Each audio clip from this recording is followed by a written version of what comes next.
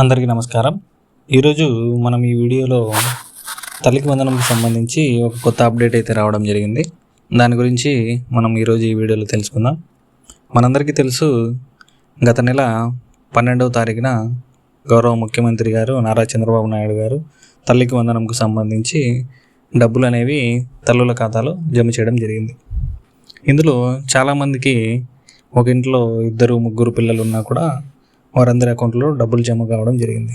కానీ కొంతమందికి 2-3 పిల్లలు ఉన్న తల్లులకి కేవలం ఒక పిల్లవాడికి మాత్రమే డబ్బులు పడడం జరిగింది.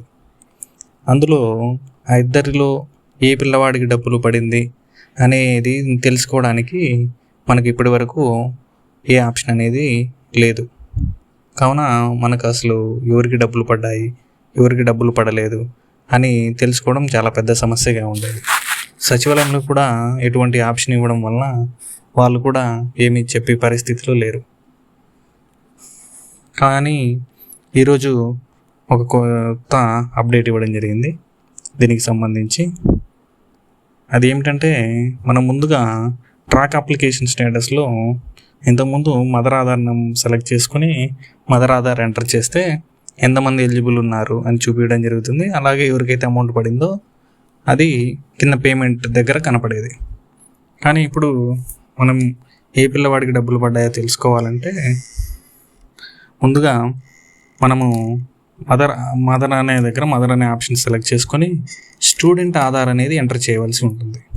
ఇంతకుముందు మదర్ ఆధార్ ఎంటర్ చేసి సెర్చ్ చేసేవాళ్ళము, కానీ ఇప్పుడు స్టూడెంట్ యొక్క ఆధార్ అనేది ఎంటర్ చేయవలసి ఉంటుంది.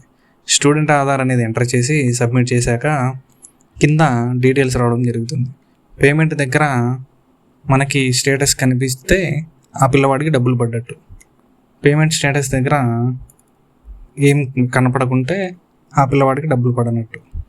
కావున మనం ఇలా ఏ పిల్లవాడికి డబ్బులు పడ్డాయని తెలుసుకొని మనము పడని వాళ్ళకి గ్రీవెన్స్ అనేది రైట్ చేసుకొని ఆ పిల్లవాడికి కూడా డబ్బులు వచ్చేలాగా చేసుకోవచ్చు. ఇలాంటి మరిన్ని లేటెస్ట్ అప్డేట్స్ కోసం మా ఛానల్ సబ్స్క్రైబ్ చేసుకోండి, లైక్ చేయండి, షేర్ చేయండి. Thank you.